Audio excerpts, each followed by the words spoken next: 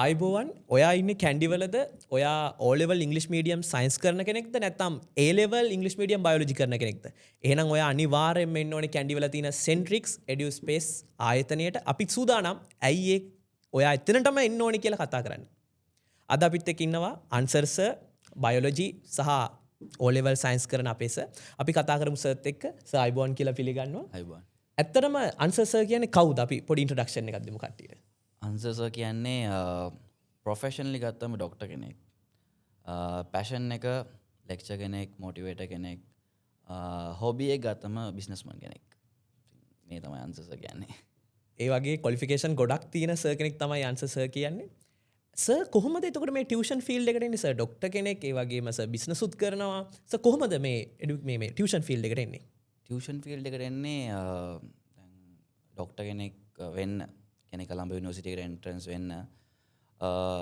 ආවේ කොළඹ යුනිවර්සිටි කොළඹට එනකොට කියන්නේ මම සාමාන්‍යයෙන් මිඩල් ක්ලාස් ෆැමිලි කියන්නේ නැත්තරම නැතුවත් නෙවෙයි ගොඩාක්මත් නෙවෙයි මිඩල් ක්ලාස් එතකොට කොළඹ ආවම දන්නවා සාමාන්‍යයෙන් වියදම් එහෙම සැරයි. ඉතින් ඒ වගේ කාලවකවානුවක ඉදිද්දී කරන්න උනේ මොනවා හරි දෙයක් මට කියලා amount එකක් එකතු කරගන්න ඒ වගේ නැත්නම් මගේ දිනදා expenses ටිකට cover කරගන්න ඒ වගේ දෙයකට මට ඉතින් යම් කිසි amount එකක් ඕන වුණා.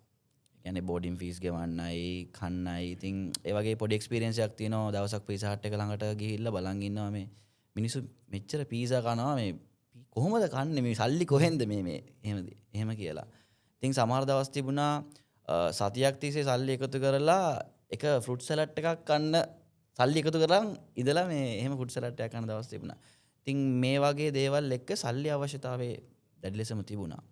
ඉතින් ඒකටත් එක්ක තමයි මොනවා හරි දෙයක් කරමු කියලා ඇත්තටම වෙන ජොබ් එකක් තමයි හෙව්වේ. ඉතින් වෙන ජොබ් එකක් හොයාගෙන ඉන්න අතරතුර ඒ වගේ ජොබ් එකක් සෙට් වෙලා මාස කීපයක් ඒ ජොබ් එක කරා ඇත්තටම කෝල් සෙන්ටර් එකක වැඩ කරේ. වැඩ කරලා ලැන්ග්වේජ් එක පොලිෂ් කරගත්තා. මොකද කොළඹ එද්දී සිංහල විතරයි පුළුවන් හොඳටම දෙමළ පුළුවන්. ඉංග්‍රීසි බෑ කතා කරන්න බෑ. එතකොට මොනවා හරි කරලා මැච් එකක් ගහන්න ඕන කියලා කමක් නැහැ කියලා කෝල් සෙන්ටර් එකට ගිහිල්ලා වැඩේ කරන්න පටන් ගත්තා. ඊට පස්සේ ඉංග්‍රීසි ටිකක් අල්ලගත්තා. ඊට පස්සේ තමයි පළවෙනි රික්වෙස්ට් එක ආවේ මෙහෙමයි දැන් සර්ට මේ වගේ දෙයක් කරන්න පුළුවන්ද ක්ලාස් එකක් කරන්න පුළුවන්ද? ඒකත් මාරම චැලෙන්ජින් ළමෙක් හම්බුනේ අවුරුදු දෙකක් තිස්සේ සයන්ස් සිලබස් එකම කරලා නැති ළමයෙක්. ඉතින් ඒ වගේ ළමයෙක් මානසිකව සෑහෙන විදිහට වැටලා හිටපු ළමයෙක්. ඉතින් ඒ වගේ ළමයෙක්ව ගොඩ දාන්න chance එකක් ආව ඉංග්‍රීසි මීඩියම් වලින්. ඉතින් ඒ ළමයාගෙන් සෑහෙන එක්ස්පීරියන්ස් එකක් මම ගත්තා. ඒ කියන්නේ ඒ ළමයට අවුරුදු දෙක ඇතුළතදී මම මැක්සිමම් ගේම් එකක් ගැහුවා ඒ ළමයාට. වැඩේ ගොඩ දා ගන්න සයන්ස් මුල ඉඳන් අග වෙනකම්ම මාස 9ක් ඇතුළතදී අවුරුදු දෙකක සිලබස් එක කවර් කරලා ඇත්තටම කියනවා නම් දැන් ඒ ළමයා මේ වෙද්දි වෛද්‍යවරයෙක්. ඉතින් වෛද්‍යවරයෙක් වෙන්න ඉගෙන ගන්නවා. ඉතින් අවුරුදු 3rd year වගේ ඉන්නේ. ඉතින් ඒක තමයි මගේ පළවෙනි ළමයා. ඒ වගේම ඒ ළමයා ලොකු තැනකට ගිය achievement එකක්. ඉතින් ඒ වගේත් ඒකත් එක්ක තමයි ටියුෂන් ෆීල්ඩ් එකට කියන පැත්තට මම වෙන්නේ. ඉතින් ඕක තමයි ස්ටාර්ටින් එක. බලන ඔයාට හිතනවා ඇති බයෝලොජි වගේ ප්‍රැක්ටිකල් සබ්ජෙක්ට් එකක් මාස 9කින් කිසිම දෙයක් දන්නේ නැති බේසික් ළමයට කියලා දීලා ඒ ළමයා අද ඩොක්ටර් කෙනෙක් බවට පත් වෙන්න යනවා කියන්නේ සර්ගේ ස්කිල් එක සර්ගේ ටැලන්ට් එකට ඔයාට එතනින්ම පැහැදිලි වෙනවා සර් කවුද කියන එක. සර්ගේ ස්කූල් ලයිෆ් එක මොන වගේද? ස්කූල් ලයිෆ් එක ගැන කියනවා නම් most outstanding student කියලා කිව්වම හරි. සර්ගේ පාසල මාතර සාන්ත තෝමස් කුමර විද්‍යාලය කියන්නේ සෙන්ට් තෝමස් එක most outstanding කියලා කිව්ව මම කිව්වේ මේ ලොකු දෙයක් කරපු ඩෑල් එකක් නෙවෙයි most outstanding ගොඩක් වෙලාට ක්ලාස් එකෙන් එළියමයි. ඒකයි කිව්වේ. එතකොට ඒ වගේ චරිතයක් හැබැයි මගේ වැට්ටික් කරගත්තා. ස්කෝලේ ඩිපියුටි හෙඩ් ප්‍රිෆෙක්ට් ඩිබේට් කම්පිටිෂන්ස් අනම්මනම් ඔය වගේ හැම දෙයකටම වගේ සහභාගී වෙලා තියෙනව නැතුව නෙවෙයි. පන්තියේ කරන වැඩේ අතරම අනිත් හැම දෙයකටම එක්ස්ටර්නලි හැම දෙයක්ම ජොයින් වෙලා තියෙනවා. ස්පෝර්ට්ස් අනම්මනම් ඔක්කොම ටික. ඉතින් ඒ වගේ ගොඩක් එක්ස්පීරියන්ස් අත්දැකලා තියෙනවා. ඉතින් ඒ වගේන් ගත්තු අර never giving up කියන quality එක අදටත් ඒක මාටම මට වැදගත්. ඉතින් මම ඒ දේ දිගටම පවත්වා ගන්න ඉස්කෝලෙන් ලැබුණු පන්නරේ දැන් මේ වගේ ඇත්තටම කතා කරන්න පුළුවන් කියන එකත් ස්ටේජ් එකක් ඉස්සරහා කියන්නේ සඩන්ලි මොන හරි දෙයක් දුන්නොත් ඕන ක්‍රවුඩ් එකක් ඉස්සරහා කතා කරගන්න පුළුවන්. ඒ හැම පන්නරේම ලැබුණේ ඇත්තටම කිව්වොත් සෙන්ට් තෝමස් එකේ. ඒක වෙනම ලෙවල් එකක්. සර් දැන් ළමයිත් එක්ක ගනුදෙනු කරනකොට සර්ටම මුණ ගැහිලා ඇති. දැන් ගොඩක් ළමයි එක්කෝ ඇකඩමික් විතරයි ෆෝකස් කරලා තින්නේ නැත්නම් ගොඩක් ළමයි එයාගේ ස්කිල් එක ටැලන්ට් එක පැත්තෙන්ම යන්න විතරයි ෆෝකස් කරලා තින්නේ. මේ දෙක කොහොමද ළමෙක් බැලන්ස් කරගන්න ඕනේ ස්ටුඩන්ට් කෙනෙක් විදියට? මෙහෙමයි ඇකඩමික් කියලා ගත්තොත් හරියටම අපි දෙයක් ඒ කියන්නේ ඉස්සරහට අනාගතයේදී කරන්න ඕන නම් අපි ඇත්තටම ස්කිල් බේස් දෙයක් තමයි කරන්න ඕන. කියන්නේ ඇකඩමික් පැත්තෙන් ගන්න පුළුවන් මැක්සිමම් ලෙවල් නොලෙජ් එක ගන්න ඕන. කියන්නේ නොලෙජ් එක කියලා කියන්නේ ඒකට ලිමිට් එකක් නැහැනේ. ඉතින් ගන්න පුළුවන් එක දැන් සාමාන්‍ය ළමයෙක්ට හිතෙන්න පුළුවන් තමන් මොනවා හරි එක විෂයක් කරොත් ඒකින් ලැබෙන නොලෙජ් එක විතරක් ඇති කියලා. හැබැයි මම කියන්නේ ඕනම විෂයක් කරද්දී ඒකින් ලැබෙනවා නොලෙජ් එකක් ප්ලස් ඒකේ උගන්වන ගුරුවරයා එයාගේ එක්ස්පීරියන්ස් නැත්නම් එයාගේ ජීවිතේ කතාවෙන් ඒ කියන්නේ මාරම දේවල් ටිකක් ගන්න පුළුවන්. ඉගෙන ගන්න ළමයෙක්ට එක්ස්පීරියන්ස් එකක් ඇති මාර නොලෙජ් එකක් ඒක. පොතෙන් පතෙන් ගන්න දැනුම විතරක් නෙවෙයි අපිට ඇහෙන දේවල් අපි මිනිස්සුත් එක්ක කතා කරද්දී එතන ලැබෙන නොලෙජ් එක මේ වගේ පට්ට නොලෙජ් එකක් අපිට ගන්න පුළුවන්. ඉතින් ඇකඩමික් සයිඩ් එකෙන් ගන්න නොලෙජ් එක මාර ඉම්පෝටන්ට්. ඒ ගන්න නොලෙජ් එක ඇප්ලයි කරලා අපේ ස්කිල් ටිකක් ඉම්ප්‍රූව් කරගත්තා නම් ඒ ස්කිල් එක ඉස්සරහට යද්දී හැබැයි ඒ ස්කිල් එක තමන් ආස ෆීල්ඩ් එක වෙන්නත් ඕන. මොකද තමන්ගේ ස්කිල් එක තමන් ආස දෙයක් එක්ක යනවා නම් තමන්ට කවදාවත් ඒක ෆෙඩ් අප් වෙන්නේ නැහැ. යාර කැමති නැති දෙයක් කරන්න ගියලා ඒක අකමැත්තෙන් කරනවට වඩා අපි මොනවා හරි දෙයක් කැමැත්තෙන් ඒකම අපේ ස්කිල් එක වර්ධනය කරගෙන කරනවා නම් ඒක ආයි වෙනම ලෙවල් එකක්. මට එක්සැම්පල් කියනවා නම් මම ක්ලාස් කරන්න හරි ආසයි. මගේ කියන්නේ පැෂන් එක, හොබි එක මේ හැමදේම මේක. ඉතින් මම දවසක් මට කොරෝනා සීසන් එකේ කොළඹ ඇවිල්ලා ක්ලාස් එක කරන්න තියෙනවා. එතකොට මම මාතරේ ඉඳන් කොළඹට එනවා බයික් එකේ. එදා හරියටම හවස මම හිතන්නේ ඊළඟ දවස් උදේ ක්ලාස් එක තියෙන්නේ. හවස 6:00මාරයි 7:00යි මම හිතන්නේ මාතරින් පිටත් වෙනවා. පැය 4ක ගමනක්. ඉතින් තනියම එන්න ඕන කොරෝනා දවසේ. ඉතින් අර ID එක තියෙන නිසා එන්න පුළුවන් අවුලක් නැහැ. එනකොට හරියට ගාල්ල පහුවෙලා බයික් එකේ පැච් එකක්. රෑ 7:00 විතර ඇති බයික් එකේ පැච් එකක්. ඊට පස්සේ කොහොම හරි මම එනවා පැච් සෙඩ් එකෙන් සෙඩ් එකට. හැම සෙඩ් එකකටම ගිහිල්ලා හුලං ගහගෙන හැම සෙඩ් එකකටම යනවා. ගාල්ලේ සිට කොළඹ දක්වා හැම සෙඩ් එකකම හුලං ගගා යනවා. එදා පට්ට වැස්ස. ඒ කියන්නේ වැස්ස කියන්නේ ආයි පාර පේන්නේ නැහැ. මෙලෝ වාහනයක් නැහැ. සමහර තැන්වල වතුර පිරලා බයික් එකේ ඉතින් හුලං ගගා ඇවිල්ලා මම හිතන්නේ කළුතරත් පහුවෙලා ඇවිල්ලා යූෂුවලි මම කියන්නේ හැම සෙඩ් එකකටම දැම්මේ වම් පැත්තේ. එතන කළුතරදී සෙඩ් එකට මම දාන්නේ දකුණු පැත්තට. ඒ මට ලොකට මීටර වෙන්නේ නැහැ පාර පේන්නේ නැති නිසා. එතන දාලා මම ඒ සෙඩ් එකට ගිහිල්ලා හුලන් ටිකක් ගහගෙන ඊට පස්සේ මගේ ෆෝන් එකේ charge එක මම හිතන්නේ 2%. එතකොට මට හැරිලා කියන්නේ ආයිත් ජර්නි එක පටන් ගත්තා. පටන් ගත්තාන් පස්සේ මට නිකන් පේනවා නිකන් මම පාස් කරපු දේවල්ම තමයි මම මේ පාස් කරන් යන්නේ කියලා. බැරිනම් ඇත්තටම කිලෝමීටර් 20ක් 25ක් ආයි අනිත් පැත්තට ඇවිල්ලා. ඒ කියන්නේ මාතර පැත්තට ඇවිල්ලා. මට හුලංගුත් නැහැ. යන්න විදියකුත් නැහැ. රෑ 11:00මාරත් පහුවෙලා. ඒ වෙද්දි ඒ කළුතර හරිය 11:12 විතර ඇති. ෆෝන් එකත් ඕෆ් වුණා. මම බලනවා ආයි පාරක් බේරුවල කියලා බෝඩ් එක දකිනවා. මං ආයි අනිත් පැත්තට ඇවිල්ලා තියෙන්නේ. මට ඒ කියන්නේ එතන හුලං ඒ වැස්ස ඒ කියන්නේ යන්න බෑ. ඇත්තට මේ හෙල්මට් එක වහගෙන යන්න බෑ. පේන්නේ නැහැ පාර. අරගෙන යන්න බෑ. කියන්නේ වතුර වදින ඒ පට්ට රිදෙනවා ඒක. එතකොට ඒ වගේ මට එතනදී ඇඬුණා ඇත්තටම. ජීවිතේ ඔය ක්ලාස් එකක් කරන්න කියලා ගිහිල්ලා මම ඔය වගේ කට්ටක් කාලා ඇත්තටම ඇඬුණා. එන ගමන් ඇඬුණා. මේ ආයෙත් ඇයි බං මට මේ වගේ පාර වැරදිලා ඕම ගිහිල්ලා මේව කියලා. ඊට පස්සේ ඉතින් කොහොම හරි කරලා ආයෙ හරවගෙන ආයෙත් අර සෙඩ් එකෙම ආයෙ හුලං ගහලා ආයෙ හුලං ගගා ගිහිල්ලා කොළඹ වෙනකන් ආවා ඉතින්. ඔය අමතක වෙන්නේ නැහැ. ඒ වගේ සීන් එකක් නම් ඒ කියන්නේ එච්චර දෙයක් කරන්න පුළුවන්. ඒ කියන්නේ තමන් ආසාවෙන් දෙයක් කරනවා නම් තමන්ට කරන්න පුළුවන්. මේ ක්ලාස් එක පටන් ගන්න උද්දුනොත් මට ගිය පළවෙනි ක්ලාස් එකේ ළමයි නෑ. කන්න තිබ්බ සල්ලි තියාගෙන ලීෆ්ට් ටිකක් ගහගත්තා. A4 ටිකක් ගහලා පින් ටිකක් ගහගෙන මම්ම ගිහලා හෙල්මට් එක දාගෙන මම්ම ගිහලා ලීෆ්ට් එක බෙදනවා. ක්ලාස් ඉස්සරහා. ඊපස්සේ 100ක් විතර ගහලා බෙදනවා. බෙදුවෙන් පස්සේ දැන් මං එක්ස්පෙක්ට් කරන්නේ ළමයි එයි කියලා. ආයි බැනර් එකකුත් එහෙම ගහලා එහෙම එක්ස්පෙක්ට් කරායින් පස්සේ ඉතින් ඔක්කොම ලීෆ්ට් එකත් දීලා හෙල්මට් එක දාගෙන මං ගිහිල්ලා බලන් ඉන්නවා ඉතින් ක්ලාස් එකට ළමයි එයි කියලා. ඒ ළමයෙක්වත් නැහැ.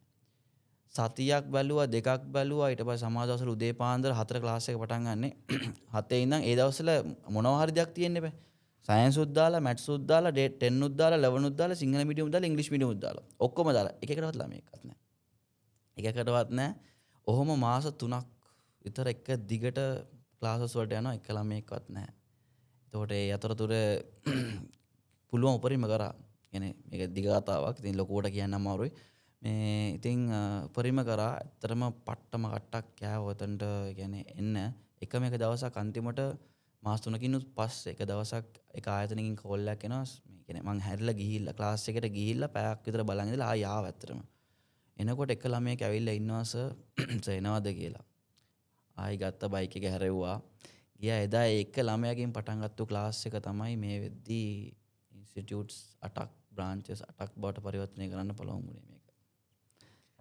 එක ළමයෙක්වත් නැති පන්තියක් ළමයෙක් ඇවිල්ලා ඉන්ස්ටිටියුට් 8ක් ඒ වගේම ලංකාවේ දැවැන්ත ප්‍රධාන නගර හොල්ලන සර් කෙනෙක් බවට අද පත් වෙලා තිනවා. අර සර් කිව්වා මේ කිලෝමීටර් 20ක් විතර ආයි තාපස්සට ගියා කියලා. ඒ පිටිපස්සට ගත්ත කිලෝමීටර් ගාන තමයි දැන් අද සර් කිලෝමීටර් ගණනාවක් ඉදිරියට ගිහිල්ලා තියෙන්නේ. සර්ගේ එතකොට මේ ටියුෂන් ලයිෆ් එකේ සර් කෙනෙක් විදියට ළමයින්ට මොනවද අරන් දීලා තියෙන achievements? achievements කියලා කියන්නේ ළමයින්ට සාමාන්‍යයෙන් තියරියෙන් ඔබට ජීවිතය කියලා කියන්නේ මෙන්න මේකයි. ජීවිතය අපිට කියන්නේ අඩුම ඒ කියන්නේ නැත්තරම නැත්තනකින් වුණත් ලොකු තැනකට යන්න පුළුවන් කියන මොටිවේෂන් එක මම ජීවිතේ එක්ස්පීරියන්ස් එකෙන්ම ළමයින්ට කියලා දීලා තියෙනවා. ඒ පළවෙනිම දේ. දෙවෙනි දේ තමයි ඒ ළමයින්ට ඒ කියන්නේ කන්සෙප්ට් කියන දේ අන්ඩර්ස්ටෑන්ඩ් කරන. කියන්නේ තමන් ඉගෙන ගන්න දේ තමන්ට තේරෙන්න ඕන. නැත්නම් O level කියන දේ වැඩක්ම නැහැ. ඇත්තටම. කියන්නේ O level කියන දේ වැඩක් නැත්තේ එයාලට ඒ කන්සෙප්ට් එක තේරුම් නැත්තම්. තමන් ඉගෙන ගන්න දේ නොතේරි ඉගෙන ගන්නවා නම් එතනින් ඇත්තටම දෙයක් ගන්න බෑ එයාලට. ජීවිතය ගැන වුණත් තමන් ඉගෙන ගන්න දේ වුණත් තමන් ඉගෙන ගන්න දේ තමන්ට දැනෙන්න ඕන. තමන්ට දැනෙන්න ඕන, තමන්ට ෆීල් වෙන්න ඕන මම මේ දේ ඉගෙන ගන්නවා. ඇයි මේක ඉගෙන ගන්නේ? ඉතින් මගේ ළමයි ගොඩක් දෙනා එයාලා බෙස්ට් රිසල්ට්ස් දාලා තියෙනවා. ඇත්තටම ගත්තොත් 90% plus ABCs 75% plus A. සමහර years තිබ්බා ක්ලාස් එකෙන් භාගයට වඩා කෙලින්ම A. එතකොට AB results ආයි කියන්නේ සයන්ස් කියන සබ්ජෙක්ට් එක ඇත්තටම heavy subject එකක්. හැබැයි මේක හරියටම දැනගත්තා නම් concept wise දැනගත්තා නම් මේක මාරම ලේසි සබ්ජෙක්ට් එකක් කියලා. අමාරු දෙයක් ඇත්තෙම නෑ ඇත්තටම. ඉතින් ඒ කන්ෆිඩන්ට් එක ළමයින්ට මම දීලා තියෙනවා. ළමයින්ට කන්ෆිඩන්ස් එක දෙද්දී සර් ළමයින්ගෙන් දැන් මේ සර්ලා ඉගෙන ගද්දී ඒ වගේම දැන් ජෙනරේෂන් එක වෙනස් වෙලා තියෙනවා සර්ලාගේ ජෙනරේෂන් එකනේ සර් මේ ළමයින්ගේ දකින්න වෙනස්කම් මොනවද කියන්නේ දැන් මේ නූතන පරම්පරාවත් එක්ක ළමයින්ට ඒගොල්ලෝ මොනවද සර්ලාගෙන් බලාපොරොත්තු වෙන්නේ සහ කලින් ළමයින්ට වැඩිය වෙනස්ද එතකොට ඒගොල්ලෝ පාඩම් කරන විදිය නැත්නම් සර්ට ඒ කට්ටියට මොකක් හරි උපදේශක් මොකක් හරි දෙන්න තියෙනවද ළමයි දැන් මේ ජෙනරේෂන් එක ගත්තම ඇත්තටම පට්ටම වෙනස්. අපේ ජෙනරේෂන් එකේ සර් කෙනෙක් ඇවිල්ලා මොන හරි දෙයක් කියලා දුන්නාම සයිලන්ට් එකේ පාඩුවේ වැඩේ කරලා පාඩුවේ ඉන්නවා. දැන් ඉන්න ජෙනරේෂන් එකේ ළමයි තනිකරම වෙනස්. ඉතින් එයාලව ඒ විදියට ගෙනියන්න බෑ. දැන් ටෙක්නොලොජි එක තියෙනවා. ඊට අමතරව ඒ කියන්නේ ස්ටඩින් පැටර්න් එක ඩිෆරන්ට් ලෝක ඉක්මනට දියුණු වීගෙන යනවා. ඉතින් මේ දෙයත් එක්ක තරඟ කරන්න ඕන නම් කම්පීට් කරන්න ඕන නම් මේකට ඇඩැප්ට් වෙන්න ඕන. මොකද අපි දන්නවා එවොලුෂන් තියරි එක අනුව කියන්නේ කම්පීට් කරන්න බැරි ඇඩැප්ට් වෙන්න බැරි කවුරු හරි ඉන්නවනම් එයා අනිවාර්යයෙන්ම තරගෙන් පරාජය වෙනවා. එතකොට එයාට ඉස්සරහට යන්න බෑ. දැන් තියෙන වර්ල්ඩ් එකේ කොච්චර කරත් ඉස්සර ඉගෙන නොගත්තත් හරියට Tamanට යනකට යන්න පුළුවන්. දැන් තියෙන වර්ල්ඩ් එකේ ඔයා ඉගෙන ගත්තේ නැත්නම් ඔයාව එතනින් ඉස්සරහට යන්න බෑ. අනිවාර්යයෙන්ම යන්න බෑ. ඒ නොලෙජ් එක නැත්නම් ඔයා එතනින්ම පරාද වෙනවා. ඉතින් මේක කියන්නේ ඇත්තටම කම්පීට් කරන්න වෙලා ළමයින්ට. කියන්නේ O level එක හරියට ගොඩ දාගත්තේ නැත්නම් A level එක ගොඩ දාගත්තේ නැත්නම් එයාට යම් කිසි තැනකට යන්න බැරි මට්ටමකට ඇවිල්ලා. ඉතින් ඒක මාරම වැදගත් මේ ඒ කියන්නේ එයාලා ඒ දේ දැනගෙන තමයි ඉස්සරහට යන්න ඕන. එතකොට මේ කාලේ ඉන්න ළමයින්ට කියන්න තියෙන එකම දේ තමයි කියන්නේ Tamanට ඩ්‍රීම් එකක් තියෙනවා නම් ගෝල් එකක් තියෙනවා නම් ස්කිල් එක හදාගන්න පුළුවන් උපරිමයට නොලෙජ් එක ගන්න. නොලෙජ් එක ගන්න එක ලිමිට් කරන්න එපා. නොලෙජ් එක මැක්සිමම් ගන්න. අරගෙන තමන්ගේ ස්කිල් එක টপ නොච් එකට හදාගන්න. ටෙක්නොලොජි එකත් එක්ක තමයි යන්න ඕන. මැක්සිමම් කන්සෙප්ට්ස් ඉගෙන ගන්න ඕන. නොලෙජ් එක අරගන්න ඕන. ඉතින් ඒ දේවල් කරගත්තොත් හරියට මේ වැඩේ ගොඩ දාගන්න පුළුවන්. එතකොට ඒ කියන්නේ ජෙනරේෂන් ගැප් එකක් කොච්චර තිබුණත් ගැනීම කියන දේ නොලෙජ් එක කියන දේ සාමාන්‍ය හැමදාටම වැලිඩ්. ඉතින් ඒකට හරියන්නේ එක ප්‍රෝග්‍රෑම් එකක් ඇත්තටම සෙට් කරලා තියෙනවා. කියන්නේ දැන් ඔය අපි සෙන්ට්‍රික්ස් එක බේස් කරන්නේ. එතකොට ෆාස්ට් ට්‍රැක් කියන ප්‍රෝග්‍රෑම් එකත් එක්ක තමයි සෙන්ට්‍රික්ස් එක ජොයින් වෙන්නේ. ෆාස්ට් ට්‍රැක් කියලා කියන්නේ සයන්ස් එක හෙවි සබ්ජෙක්ට් එකක්. කියන්නේ මාස මාස දෙක තුනකින් ඉගෙන ගන්න පුළුවන් සබ්ජෙක්ට් නේ අවුරුදු දෙකක් යන grade 10 11 syllabus එක fast track එකේදී කරනවා අපි දවස් 10න් chapters 35ක් syllabus එකම cover කරලා දානවා. ඒතර කොහොමද මේක කරන්නේ concepts wise. theory wise ගියොත් අනිවාර්යයෙන්ම ඕක කරන්න බෑ. අකුරෙන් අකුර අර පෙත්ත දානවා වගේ තමයි. ගිරව දානවා කියලා කියන්නේ. එහෙම කළා දැන් කාලේ ඉගෙන ගන්න බෑ. ඉතින් මේ කාලේ ළමයිට ඒක සෙට් වෙන්නේත් නෑ. මේ කාලේ ළමයින්ට ලස්සන ප්‍රෝග්‍රෑම් එකක් තියෙනවා නම් ඔයා කරන දේ එයාලට තේරෙනවා නම් දැනෙනවා නම් හරිද? ඔයා තියරි කරනවා නම් ඔයා යුනිට් වයිස් එක්සෑම්ස් කරනවා නම් ඊට පස්සේ ඔයාට රිවිෂන් එකක් හරියට ප්ලෑන් කරලා කරනවා නම් ඊට පස්සේ පාස් පේපර් කියන එකේ ඒ කියන්නේ ඇනලයිසිස් එකක් දෙනවා නම් එතනින් එහාට මේ වගේ ෆාස්ට් ට්‍රැක් එපිසෝඩ් සෙට් එකක් දෙනවා නම් ෆයිනල් සෙමිනාර් එකක් ටාගට් කරලා ප්ලෑන් කරලා දෙනවා. මේ වගේ හරි ප්ලෑන් එකක් අපි එළියට දැක්කුවොත් ඒ ළමයින්ටත් කියන්නේ ඒක මාර ආශිර්වාදයක්. ඒ වගේ මේ ළමයි ඒක වැළඳ ගන්නවා. ඇත්තටම. ඒතර ඒ වගේ ප්‍රෝග්‍රෑම් එකේ එක කෑල්ලක් තමයි ඔය ෆාස්ට් ට්‍රැක් ප්‍රෝග්‍රෑම් එක දැන් සෙන්ට්‍රික්ස් එකේ කරගෙන ඉන්නේ. ඒ වගේම ටීම් කොම්බ්‍රේඩ් අනිත් බ්‍රාන්චස් වලත් කරගෙන ඉන්නේ. අයිලන්ඩ් වයිඩ් ළමයි ඔන්ලයින් උත් ජොයින් වෙනවා. සෙන්ට්‍රික්ස් එකට සෑහෙන පිරිසක් එනවා. ටිකට කියන්නේ අයිලන්ඩ් වයිඩ් මේකට ලොකු ප්‍රමාණයක් ළමයි ජොයින් වෙනවා. ඇත්තටම අර සයන්ස් ගොඩාක් කවුල් කරගෙන ඉන්න ළමයින්ට මේක මාරම ප්‍රෝග්‍රෑම් එකක්. ඉතින් ඒ වගේ අලුත් දෙයක් අපි ඉන්ට්‍රොඩියුස් කරොත් ඒක ඇත්තටම මාර වැලිඩ් මේ වගේ තැන. කියන්නේ මේ වගේ වෙලාවක ඕලෙවල් ළමයි දැන් ළඟයිනේ මාස දෙකක් වගේ තියෙන්නේ. ඉතින් ඒ වගේ වැලිඩ් දේවල් කරන්න ඕන. එතකොට මේ ජෙනරේෂන් එක ඇත්තට මෙයාලට කියන්නේ දැනුම තියෙන ජෙනරේෂන් එකක්. මොලේ තියෙන ජෙනරේෂන් එකක්. එයාලා දන්නවා හරියට කවද චූස් කරන්න ඕන කියන එක. ඉතින් ඒකට හරියට අපි ඔන් පොයින්ට් සමහර දේවල් දුන්නම ඒ ළමයි ඇත්තට මාදරෙන් ඒක වැළඳ ගන්නවා. එතකොට සර්ගේ මේ ප්ලෑන්ස් එක්ක ළමෙක් යද්දී ඇයි සර්ගාවටම ළමෙක් එන්න ඕනේ? සර්ගේ තියෙන විශේෂත්වය මොකද්ද? නැත්නම් සර්ගාවට ආවොත් ඒ ළමෙක්ට ලැබෙන වැඩපිළිවෙල ක්‍රියාවලිය ඒ ළමයා කරන්න ඕන දේවල් සහ මේ වගේ ඇයි ළමෙක් සර්වම තෝරගන්න ඕනේ? ඇයි ළමෙක් මාවම තෝරගන්න ඕන කියන්නේ එයාට සයන්ස් කියන දේ දැනෙන් ඉගෙන ගන්න ඕන නම් තියරි එකකින් ඔබට කන්සෙප්ට් එක ඇයි මම මේ දේ ඉගෙන ගන්නේ මට මේ දේ තියෙන ප්‍රයෝජනය මොනවද? ඒ වගේම තමයි ජීවිතයට ගන්න පුළුවන් දේවල් ටික අරගෙන ඉස්සරහට කොහොමද Taman කියන කැරක්ටර් එක බිල්ඩ් කරගන්නේ? එහෙම තමන්ගේ පර්සනැලිටි එක බිල්ඩ් කරගන්න ඕන නම් එහෙම ළමෙක් ඉන්නවා නම් අනිවාර්යයෙන්ම එයා මල් ළඟට එවි. මොකද තමන් කියන චරිතය, තමන්ගේ ඇටිටියුඩ් එක, තමන්ගේ පර්සනැලිටි එක ඒ දේ හදාගන්න ඕන නම් දැනුමත් එක්ක අනිවාර්යයෙන්ම ළමෙක් මගේ ළඟට එනවා. ඒ වගේමයි දැන් අපි නිතරම කතා කරන නිසා අද කාලේ දැනුම විතරක් තිබිලා මදි. ඒ වගේම ටැලන්ට් එක නැත්නම් ස්කිල් එක විතරක් තිබිලත් මදි. මේ දෙකම සමපාත වෙන්න ඕනේ. මේ දෙකේම මිශ්‍රණයක් තියෙන්න ඕනේ කෙනෙක්ට ඉස්සරහකට යන්න නම් ඕනෙම ෆීල්ඩ් එක. එතකොට ඔයාට ඒ දෙකම එක තැනකින් ගන්න ඕන නම් ඔයා එන්න ඕනේ අන්සර් සර් ගාවට සරලවම. එතකොට සර් මේ දවස්වල සර්ගේ ප්ලෑන්ස් මොනවද? වැඩ කටයුතු මොනවද? ක්ලාස් වල තත්ත්වය, එතකොට සර්ගේ ඉන්ස්ටිටියුට් වල වැඩ කටයුතු මොනවද අලුත්? මේ දවස්වල අපි රීසන්ට්ලි අලුත් බ්‍රාන්ච් එකක් ඕපන් කරා. දෙමටගොඩ බ්‍රාන්ච් එක. ඉතින් ටීම් කොම්බ්‍රේඩ් එක අපේ බ්‍රෑන්ඩ් එක. ඉතින් ටීම් කොම්බ්‍රේඩ් බ්‍රෑන්ඩ් එකේ ලංකා අයිලන්ඩ් වයිඩ් බ්‍රාන්චස් දැනට 8ක් තියෙනවා. හෙඩ් බ්‍රාන්ච් එක තියෙන දෙහිවල. ඉතින් අයිලන්ඩ් වයිඩ් ඔන්ලයින් දෙනවා. ඉතින් ඒකේ වැඩ කටයුතු ටික යනවා. රීසන්ට්ලි දෙමටගොඩ බ්‍රාන්ච් එක ඕපන් කරලා ඉතින් හැම ක්ලාස් එකක්ම equipped with smart boards and කියන්නේ දැනට තියෙන ටෙක්නොලොජි එකේ top notch එකට හැම ක්ලාස්රූම් එකක් equip කරලා තියෙන්නේ. ඉතින් AC classroom මේ දේවල් ඔක්කොම ඉතින් ඒ දේවල් handle කරනවා. ඊට අමතර 26 next year අලුතෙන් ඉන්න ළමයි grade 10 and grade 11 එයාට වෙනම ලස්සන වැඩ පිළිවෙලක් හදලා තියෙනවා. ඉතින් හැම අවුරුද්දෙම අපි අප්ග්‍රේඩ් වෙනවා ඇත්තටම. ටියුට් එකේ ඉඳලා ටියුට් කවර් පේජ් එකේ ඉඳලා ටියුට් එකට අන්තර්ගත කරන දේවල් ඉඳලා කියලා දෙන ස්ටයිල් එකේ ඉඳලා එයාට යූස් කරන ටයිම් එක එයාට දෙන්න ඕන කියන්නේ මොන වගේද efficiency එක වැඩි කරන්නේ ළමයින්ට ඉගෙන ගන්න ඕනේ. ඉතින් ඒ දේවල් වල plans ටික මේ දවස් ටිකේ ගහගෙන ඉන්නවා. ඊට අමතරව ෆාස්ට් ට්‍රැක් එක O level ළමයින්ට බේස් කරලා යනවා. ඒ ළමයින්ට තව ෆුල් පේපර් රයිටින් ප්‍රෝග්‍රෑම් එකක් දාලා තිනවා. ඒ කියන්නේ මගේ ළඟට එන ළමයෙක් සාමාන්‍යයෙන් grade 10 නම් තියරිස් ටික කවර් කරගන්නවා. ඒට අදාළව යුනිට් වයිස් එක්සෑම් සෙට් එක කවර් කරගන්නවා. ඊට පස්සේ මාස 3කට සැරයක් ටර්ම් එක්සෑම් එක කවර් කරගන්නවා. ඊට අමතරව ක්වෙස්චන් රිසෙට් එකක් කවර් කරගන්නවා. ඊට අමතරව MCQ මාස්ටර් කියලා සීරීස් එකක් යනවා. grade 11 වලට ආවයින් පස්සේ යාළුවා ඔබට තව ටිකක් ඇක්සලරේට් කරනවා. ඒ කියන්නේ මාස 6ක් වෙනකන් ওই තියරි අනම්මනම් ටික කරලා එක්සෑම්ස් ටිකත් කරලා මාස 6න් පටන් ගන්නවා පාස් පේපර් රිවිෂන් එක.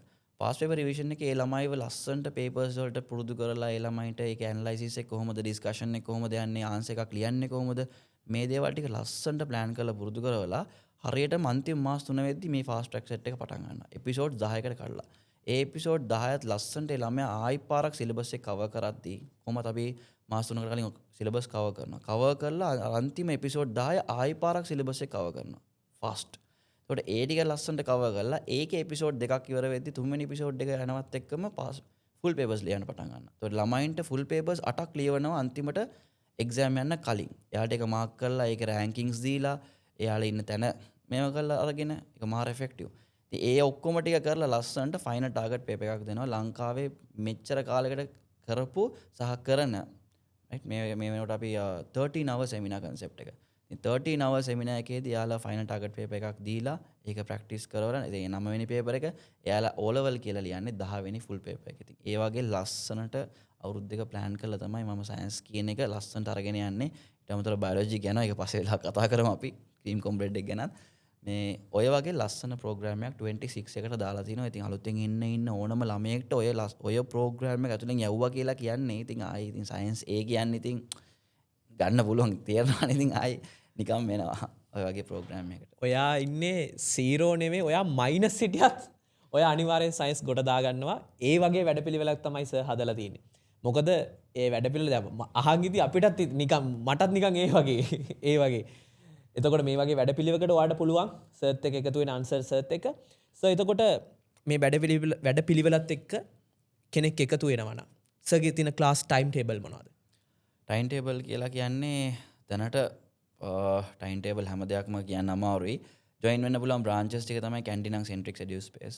කොළඹ නම් දෙහිවල ජොයින් වෙන්න පුළුවන් ටීම් කොම්බ්‍රෙඩ් එකේ. ඒ වගේම ටීම් කොම්බ්‍රෙඩ් දෙමටකොට ජොයින් වෙන්න පුළුවන්. ටීම් කොම්බ්‍රෙඩ් තිහාරිය ජොයින් වෙන්න පුළුවන්. ටීම් කොම්බ්‍රෙඩ් නිගම්බ ජොයින් වෙන්න පුළුවන්. ටීම් කොම්බ්‍රෙඩ් අකුරණ ජොයින් වෙන්න පුළුවන්. ඉතින් ඊට අමතරව අනිත් ටීම් කොම්බ්‍රෙඩ් බ්‍රාන්චස් ටික තියෙනවා. ඒක මට කරන්න වෙලාවක් නැහැ.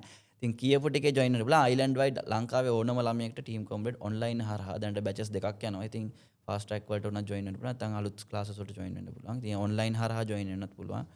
ඉතින් මිස් වෙච්ච ළමයින්ට Zoom recordings හැම දෙයකම තියෙනවා. ඉතින් ඒ recordings ටික බලන්නත් පුළුවන්. එන හරි ක්ලියර්ලි යට වැඩේ ලස්සනට කරගෙන යන්න පුළුවන්. ඉතින් ජොයින් වුණොත්. අම්මේ තාත්තේ ඔයාගේ ළමයා ඉන්නේ ලංකාවේ කොතනක වුණත් ලංකාවේ මොන කෙරවලේ වුණත් ළමයාට සයන්ස් වලින් නැත්නම් බයෝ වලින් ඉංග්‍රීසි මීඩියම් ගොඩ දාගන්න මයිනස් නෙවෙයි මයිනස් වලත් අන්තිම කට්ටේ හිටියත් A level බයොලොජි ඒ වගේම O level සයන්ස් ගොඩ දාගන්න එකතු වෙන්න ඕනේ ඉංග්‍රීසි මීඩියම් වලින් අනිවාර්යෙන් ආන්සර්ස් එක. ඒ තියෙන වැඩපිළිවෙලට ඔයාට ඔයාගේ ළමයාට අනිවාර්යෙන් සක්සස් ලයිෆ් එකක් ඩෙෆිනිට්ලි ගන්න පුළුවන්. එහෙනම් අපි තවත් එපිසෝඩ් එකක් හම්බෙමු. ඔයගොල්ලන්ට ජය වේවා.